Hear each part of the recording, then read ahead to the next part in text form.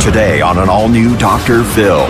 My 11-year-old daughter is dealing with a severe eating disorder. So severe, her doctors say it's one of the toughest cases they've ever seen. You recognize that this is life-threatening, correct? Here's her daily schedule. Wake up at 5 to exercise. Exercise till 6:30. Make pretend breakfast. Make school lunch that I don't eat. Get dressed while exercising. Run the stairs. Now, she's 11. She's lost control of herself and her emotions. This eating disorder has taken over her body. I'm not sure that your daughter has an eating disorder. You might be treating the wrong thing. Let's do it. Have a good show, everybody. Here we go. This is a safe place to talk about hard things. Stand by. We'll count you down. Today's going to be a changing day in your life. 5, 4. I am not giving up on you.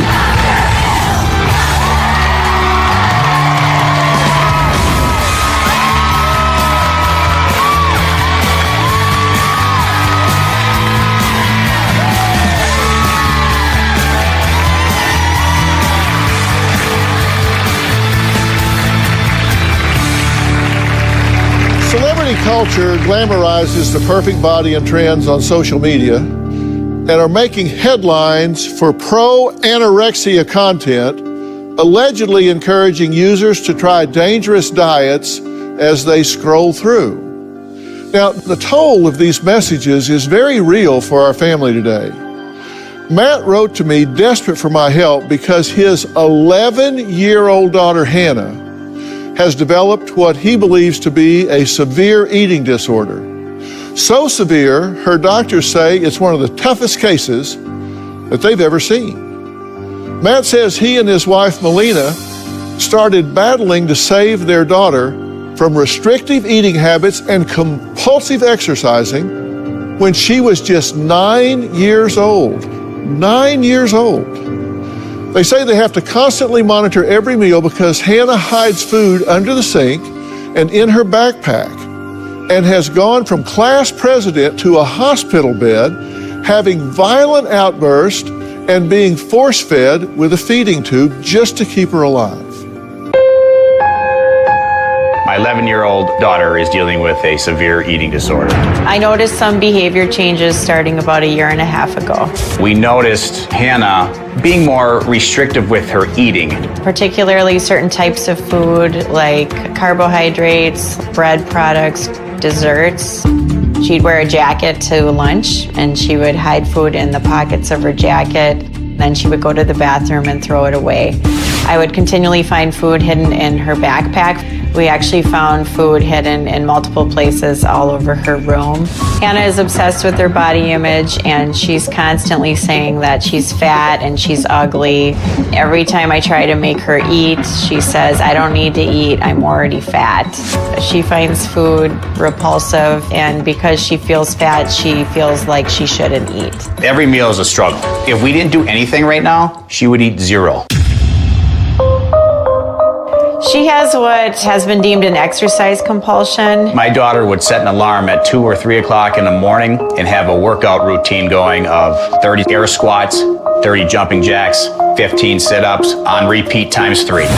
She had extreme weight loss. We went in for a physical and she hadn't gained weight in a year. Even though it is completely obvious to my husband and I, Hannah does not believe she has an eating disorder. We try to control her eating and her eating disorder behaviors. She fights us every step of the way. My husband and I have checked Hannah into multiple treatment facilities in the last 1.5 years. 3 times she had to get restrained. It's so hard to watch 6 guys restrain your 11-year-old little girl. Don't ever touch me again! Leave me alone! Get out!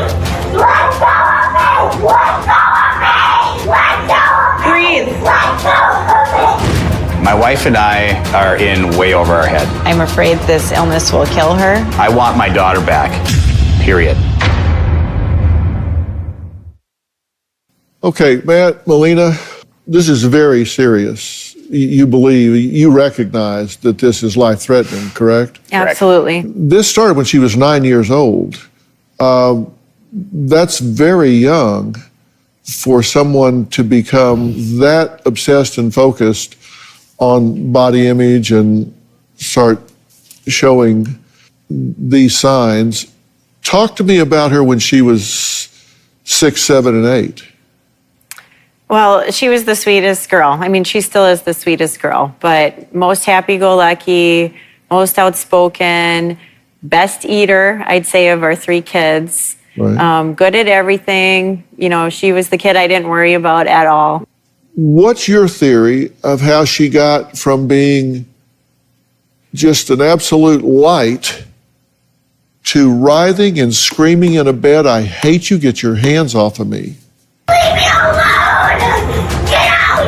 Let go of me! Let go of me! She's lost control of herself and her emotions, and this eating disorder has taken over her body.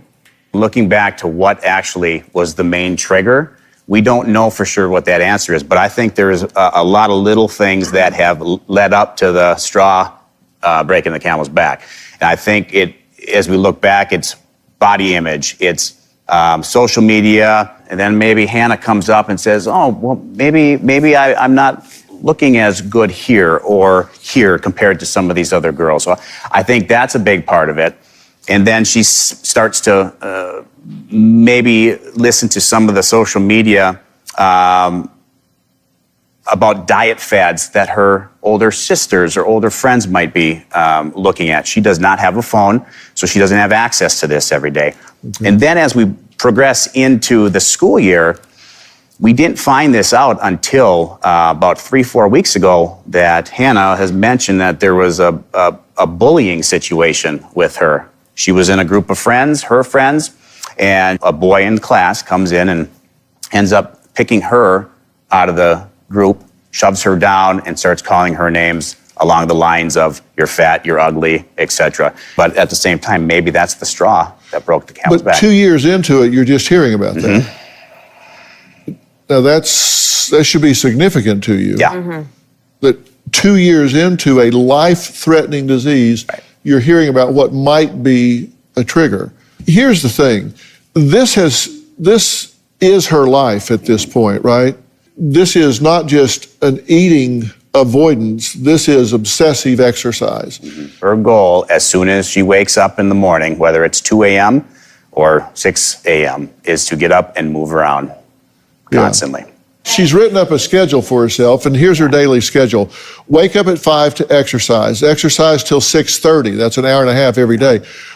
Make pretend breakfast. Make school lunch that I don't eat. Get dressed while exercising. Run the stairs. School and walk, run to it. School, stand. After running home from school, run the stairs. Exercise. Play outside. Don't sit. Dinner, stand, stairs, bed, exercise, 11 to 1. Sleep, wake up, and start again. Now, She wrote that. she's 11. Mm-hmm. And you know this is burnout. Mm-hmm. Now, there's something I want to get said here before we have to take a quick break. Let me be very clear. You didn't cause this. If it was the case, I would tell you. It would almost be good news. All right. What's broke, we could fix. You didn't cause this. This is kind of what I consider to be a no-fault situation. She didn't either.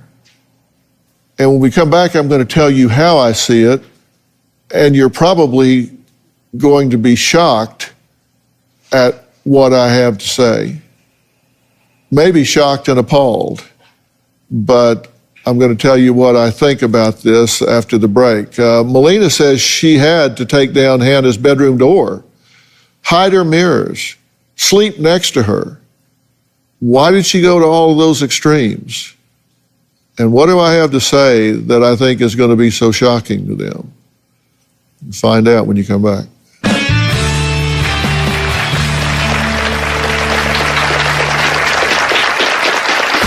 Hannah, she somehow associates eating with letting everyone down, and that has snowballed into this uncontrollable disease. She feels fat and disgusting amongst her peer group. I do not think Matt and Melina are doing a good enough job monitoring it. And later, this does change. Let me share with you a story that we worked with once before. The lowest weight I've ever been was 97 pounds, which was never good enough. When I came to Dr. Phil, I was on my last breath. I had to fight for whatever I needed to do to stay alive. Tomorrow. You dispute that you drugged and raped her. That never happened. Steven totally attacked me. She started slapping me. He body slammed me. I started spewing blood. You say that he has cheated at least 10 times with other women. She was your lover. She's a nude stripper. She was an exotic dancer. She's always wanted to study architecture. I was her mentor. You're humiliating me on national TV. I think they're laughing at him for thinking you're going to believe that. That's tomorrow. Then on Friday, a missing toddler. He was last seen on a surveillance video with his mother. Investigators found a blood-stained sheet. Your fear is that this child has met with foul play. That's Friday. My daughter would run the stairs like a treadmill. We can't stop it. I would sit on the stairs. I would try to hold her. If I would get more restrictive to her, like trying to hold her, she would fight me. She will scream, "I'm fat. I'm ugly, I'm no good, I don't want to be here. I should be in heaven right now." We don't know where this negative self-body image came from. Matt and his wife Melina say their family is living in full-blown crisis mode because their 11-year-old daughter Hannah's eating disorder and compulsive exercising is actually putting her life in danger. Now, Hannah's Uncle Michael says her disease is pulling the family apart. Matt and Melina do promote a competitive environment. There is a mentality where everyone is trying to keep up with the Joneses, and with that just comes a lot of pressure. I do believe that this started off as a rebellion to gain more control over her decision-making in her own life. Hannah, she somehow associates eating with letting everyone down, and that has snowballed into this uncontrollable disease. She feels fat and disgusting amongst her peer group. Hannah just feels like her world is spinning out of control. She came to my house and I would watch her stare at food, and I could visually see her saying, okay, if I eat this, I'm going to get fatter and more disgusting and less love, and I already hate myself. The disease is winning that battle. She feels trapped. She feels like she doesn't have any control over anything. For the last year, Hannah's had access to cell phone and iPad and laptop. Hannah and her entire peer group believe that body image is extremely important at a very young age. I do not think Matt and Melina are doing a good enough job monitoring it. Matt, Melina, and our entire family are at the breaking point. It is Hail Mary time with this. Our entire family is fighting to save Hannah's life, without a doubt. Well, Michael's joining us virtually now. Michael, thank you so much for being here. You believe that this is kind of all hands on deck to save this child from herself, true? Yeah. I just feel so awful that, that they're going through this. Now, I said I was going to say something when we came back that might be shocking to you and maybe even appalling to hear. And so what is it? And what is it is I'm not sure that your daughter has an eating disorder. And you say, well, how can you say that? I mean, look she's hiding food. She's obsessively exercising. She has every behavior of an anorexic. Mm-hmm. She checks every box. There's no question that she has all of those behaviors, but the question is, why, and is that an expression of something else? Sure. And the reason that that's so important is you've been to treatment facilities, you've done inpatients, you've done outpatients, you've done therapists, you've done this kind of doctor, that kind of doctor, and nothing has worked. Mm-hmm. So you have to ask yourself the question, why?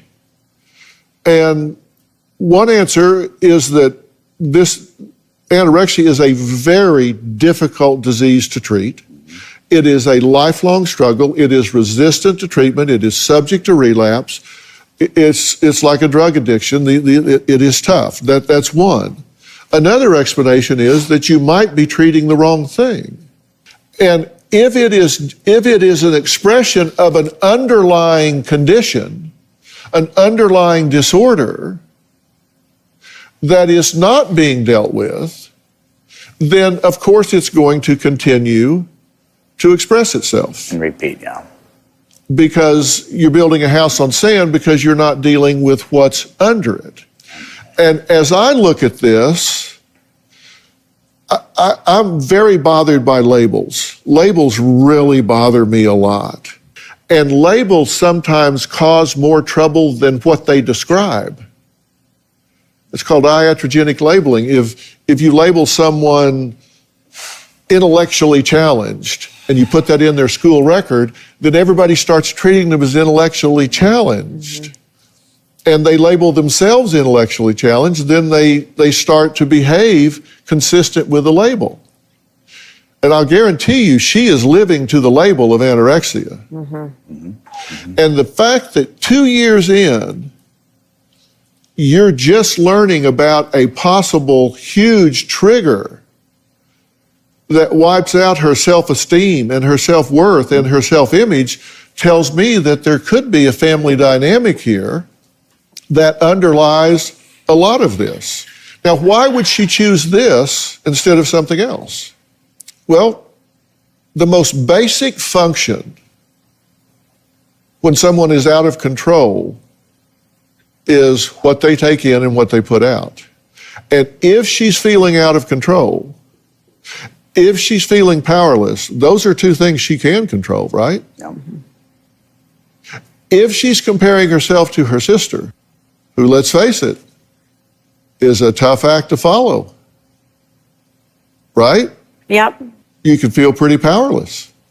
So what do you control? I can't outshine her. I got to control something. It's real easy to regress to some basic functions. And you said, this is a child I didn't have to worry about. She was maintenance free, right? And when you're maintenance free, how much attention do you get from the mechanic? Not much. So when you're maintenance free, you don't get much attention from the mechanic, but then there's a way you can. You become high maintenance. Now, coming up, Hannah wanted to live with her Aunt Whitney rather than go home after a treatment stay. Why would that be? Why would she want to go somewhere else? We'll meet Whitney after the break.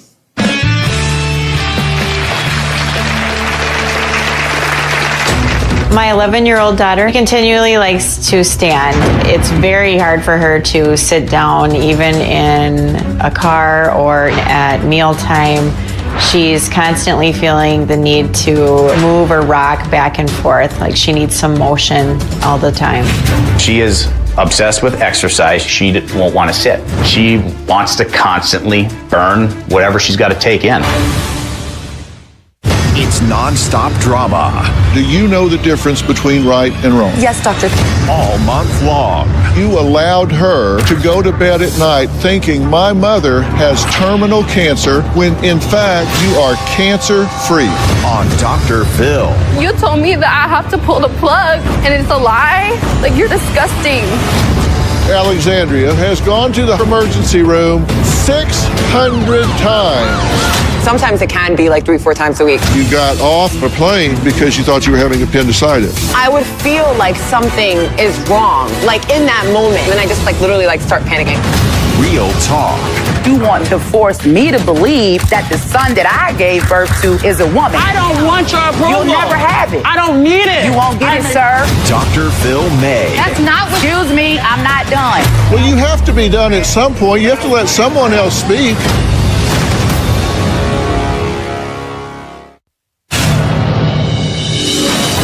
Hannah spends a lot of time looking at herself in the mirror. She does something called body checking, which is common with people with eating disorders, where they're constantly looking over their body and criticizing themselves, pinching themselves, and talking to themselves in a negative manner about how their body looks. I absolutely do feel like this is a nightmare. We are completely overwhelmed by the severity of the illness that has taken Hannah over. Melina says Hannah used to be the light of the room, class president, until what they describe as an eating disorder made her shy and withdrawn.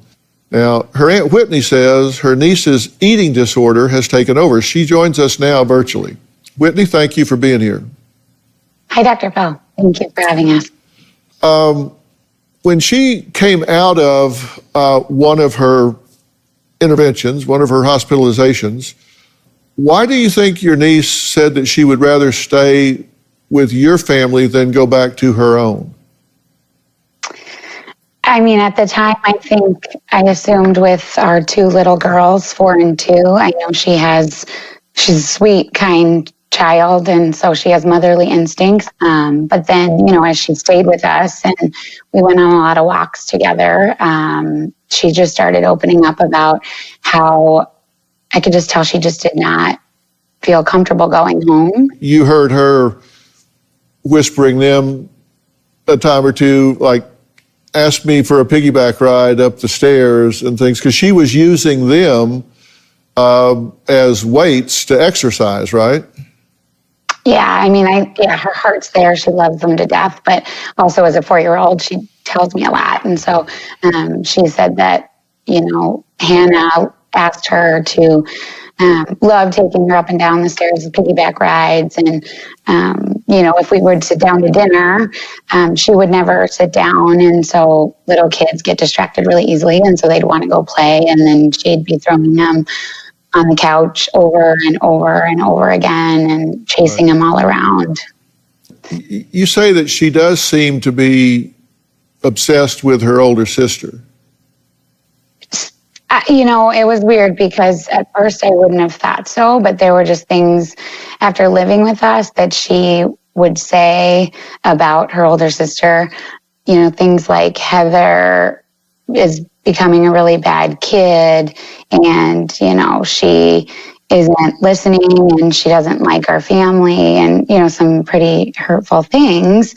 But then every action I noticed was that she was trying to copy, emulate, was really interested in anything that had to do with her older sister. Yeah, Michael, do you see the girls together? Have you observed the sisters together? I have, yeah. One perspective that I have is Matt, Melina, and the community they live in. They love their kids so much, and in that process, they provide so many opportunities for them. And it creates an environment sometimes where you have these kids then fighting for the attention of their parents and their parents' friends. And it's natural, but I think that the more abundance there is of that, eventually you're going to start getting some rebelling if you're not the kid that's being noticed. And right. You touched on that, Dr. Phil, and I thought that was very astute.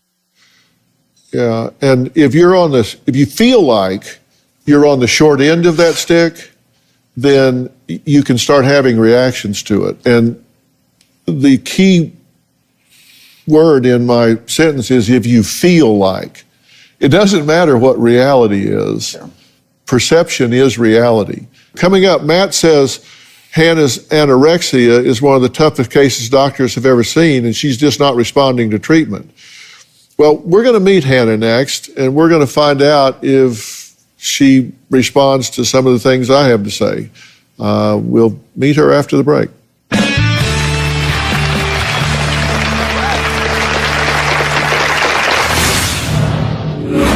They think that your health is in jeopardy because of poor nutrition. What do you think? Stuck in a rut? I'm spilling the secret to a career pivot. With Jenny Hutt, the woman who's done it all. Jenny knows a thing or two about making a career change. Lawyer, host, entrepreneur, author. When things aren't going exactly the way you anticipated, it's okay. It just means there's an opportunity to try something different. I've Got a Secret with Robin McGraw. Trust and believe what's happening is supposed to happen. Subscribe and listen on Apple Podcast or Stitcher. My daughter does suffer from body dysmorphia. She looks at herself in the mirror and she sees an individual that's overweight, that is not good enough, that should not be here. I cannot say, Hannah, you're beautiful. I love you. She gets upset with that and she starts to escalate. That's why we are so scared. Hi, can I help you, sir? No. Hey, girl. Hi. How are you? Fine. Good. It's good to meet you. Have your ears been burning? We've been talking about you. Your parents are concerned enough that you guys drove a long way to get here. They think that your health is in jeopardy because of poor nutrition. What do you think? I don't think so. Well, let's talk about something else for a little bit. What do you like to do? Like, do you have, what's your favorite sport? Soccer or softball. Are you good? She's an awesome soccer player. Yeah. Do you run the whole game? You don't run out of energy? Yeah. Yeah. Okay. Now, you're not an only child. Who else is in the family? I have a younger 8-year-old brother and an older 13-year-old sister. How you get along with them? Me and my brother get along a little better than me and my sister. Do you have a pet? What do you have? 3 goldfish. They all have names. What's your pet that you would really like to get? A dog. I just got 2 new dogs. I bet my wife would like you to take them home with you, because I got a couple of rescues, and they turned out to be a lot bigger than we thought they were going to be. Oh, cute. Cute. They're like Really? 3 months old there. If they didn't bark, I would think they were polar bears.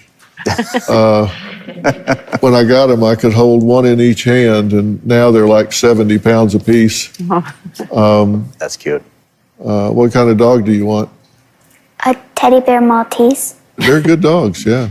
We're going to take a break, and when we come back, I'm going to talk to this young lady just by myself, just the 2 of us. We'll be right back.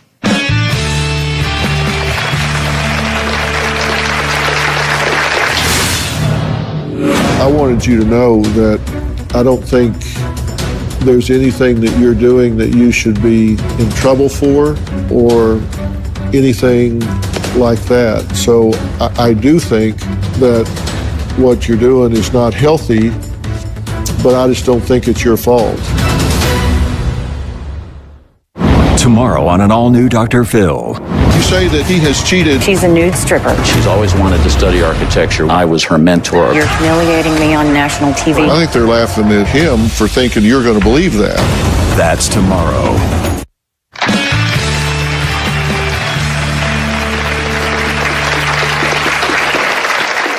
11-year-old Hannah mentioned that she wasn't really all that comfortable to discuss everything with her parents, and I want to respect that. So I asked them to give us some time alone.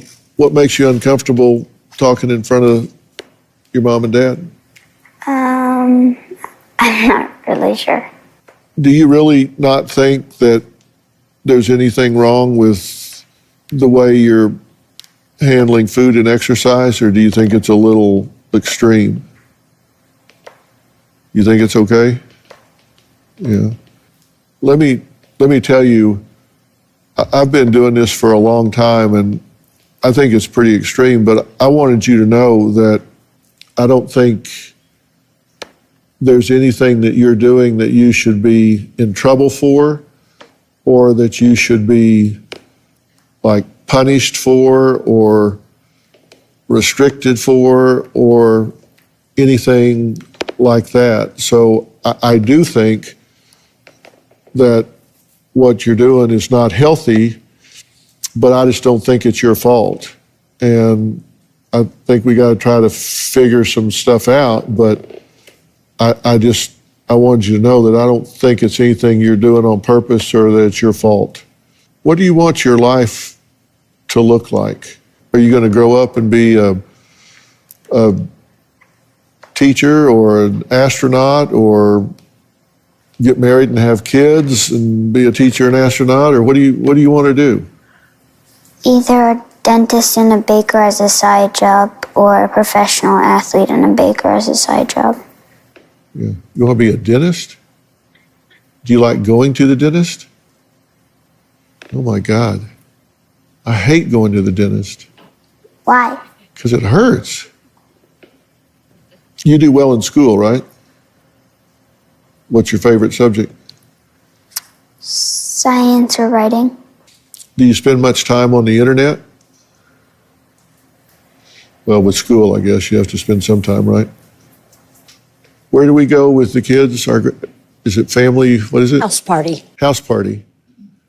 You ever go to house party with your friends? Yeah, we do that with our grandkids.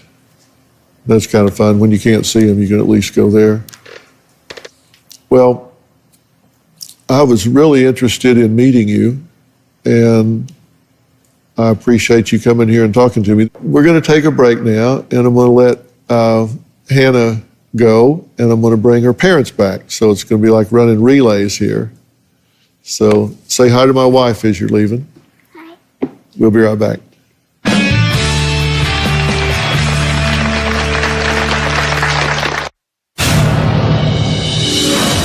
My daughter used to be so affectionate, hugging every day, holding hands. She'd be smiling and just bouncing all over the place. Now she barely wants me to touch her, hug her, anything. That hurts me a great deal, especially when I know that she wants that and needs it. It's 100%, my opinion, the eating disorder, hands down. Well, I'm back with Matt and his wife, Melina. They say the more they try to get Hannah to eat, the more she's pushing them and food away. But we've referenced Hannah's older sister, Heather, and she's going to join us virtually here. Heather, are you there? Yes, I'm here. Hi, how are you? I'm good. I'm curious to kind of hear your take on your little sister. How do you think she's doing as far as her eating and exercise and all? Do you think it's extreme? Yeah, I do. Do you think she compares herself to you? Yes. Why do you say that? Because my mom talks about it a lot. And because she looks up to me, I feel like that I should be a role model to her, but me and her have different personalities. So I feel like she will compare herself to me when I am more like outgoing than her in a way. Mm-hmm. One thing I want to be very, very clear about. I think your sister does have a very serious problem. And I think it is a life-threatening problem. And I think there is a path out of this forest. And I'm going to describe what that is with your parents here. But the one thing that I want you to understand is I don't think you are responsible for this in any way. Not 1%, not 5%, not 10%. This is not your fault. There's nothing that you've done that has created this issue for your sister. Do you hear what I'm saying? Yes, I do. Okay. Do you believe what I'm saying? Yes. Okay, that's very important because you're not the problem, but you can be part of the solution. I've been in this field for 45 years. I don't know a time that I've had a better resource as parents than you two. This is one of those things that it just kind of is a perfect storm of elements that conspires to happen at a certain point in time. And that doesn't mean that it can't be unraveled, because it can. We can fix it. And I'm going to tell you exactly how that needs to unfold when we come back, okay? Thank you. All right. Thank you.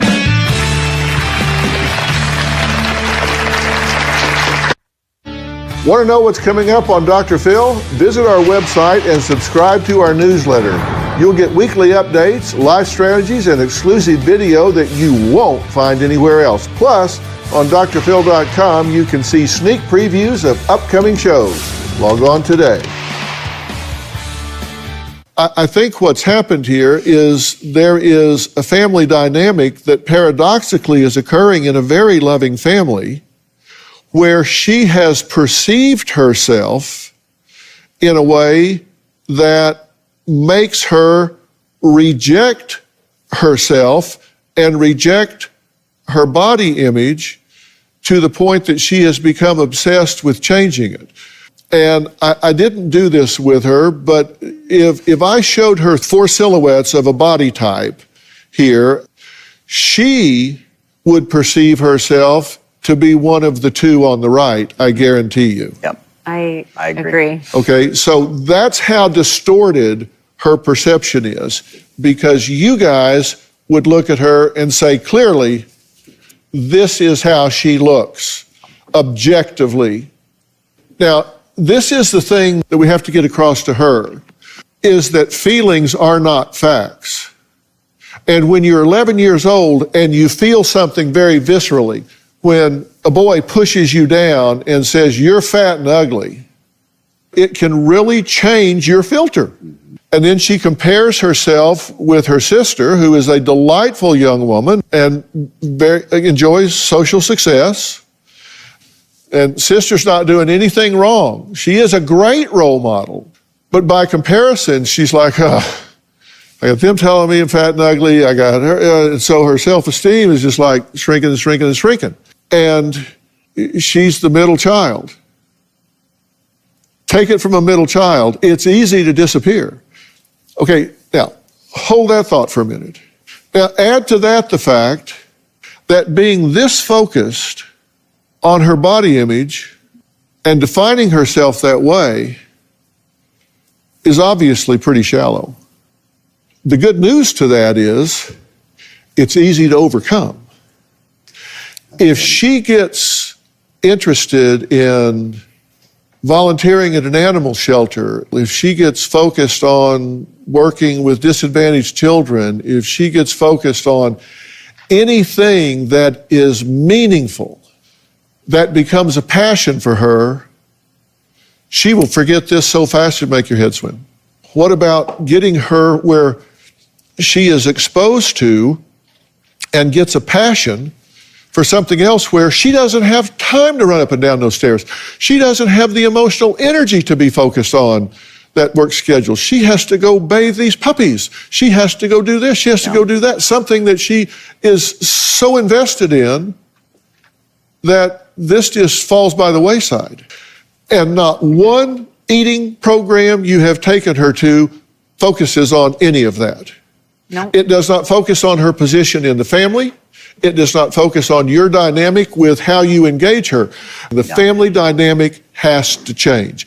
If it means you have to quit your job, sell your house, and become Swiss Family Robinson living in the forest, if it saves her life, that's what you have to be willing to do. I don't think you have to go that far. This does change. Let me share with you a story that we worked with once before. Matt's actually been in touch with one of my former guests, Jessica, who suffered from an extreme eating disorder. Take a look at this. I want to be scary skinny. That's my goal. Today I weighed 97 pounds. Right now it's to the point where Jessica's organs are actually starting to fail. I can feel my body falling apart and I'm scaring myself. You are out of control. You're depressed.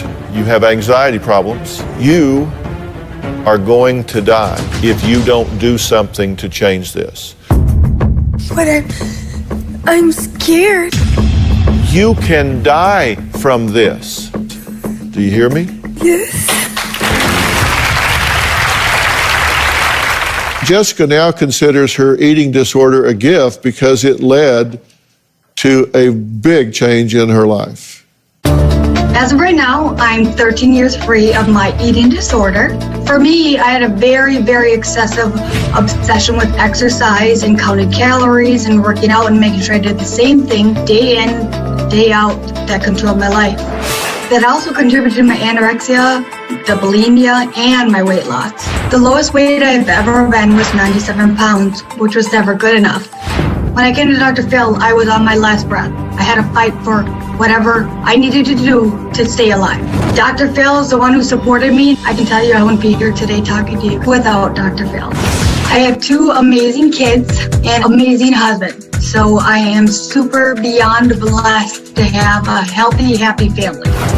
To this amazing girl that's suffering from this eating disorder, I want you to know that everyone loves you. You got this, and just focus on you. You are the most important thing right now. This is your opportunity to learn new coping skills. Listen, Dr. Phil, he's there for you, and you've got this. People do get over this, is my point. This does turn around. Yeah. But a traditional approach to this is not going to do it here. You've got to change that family dynamic, and then you've got to realize this is one-dimensional. She's got to find a passion. And when she does, there is a very good chance this will disappear. Maybe the dog. Maybe the dog. And maybe she volunteers for 3 months in order to earn the dog. And she's got to understand her feeling of being less than, her feeling of being fat when she's not. She's got to start testing those feelings and realizing those aren't facts. I've got to go with facts. I am loved. I am not eating enough. I've got to trust facts instead of 11-year-old feelings. Yeah. Feelings aren't facts. When you get her to understand that one sentence, her world will change. Right. And you do it by finding a competing passion and changing this family dynamic. Okay. All right, I want to thank all of my guests today. If you're looking for more information about today's episode, you can log on to drphil.com. If you want to join me on Facebook, we'll be talking about this. You can find me on Twitter and Instagram and TikTok. And don't forget to subscribe to Robin's podcast, I've Got a Secret. Let me tell you, she has a lot of secrets, and she's ready to share them with you. She discusses all of life's little secrets with amazing guest stars like Dana Vollmer and Dr. Charles Sophie, where they discuss the secret to claiming your gold medal life. So subscribe and find out the secrets to living your happiest and healthiest life. Thanks. Be safe. We'll see you next time.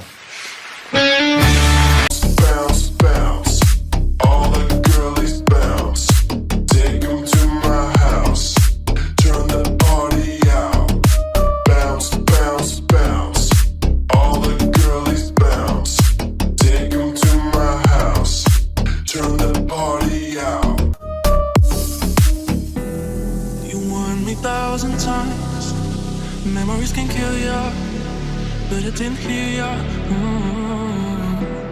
I thought that I could fly, but woke up on the asphalt.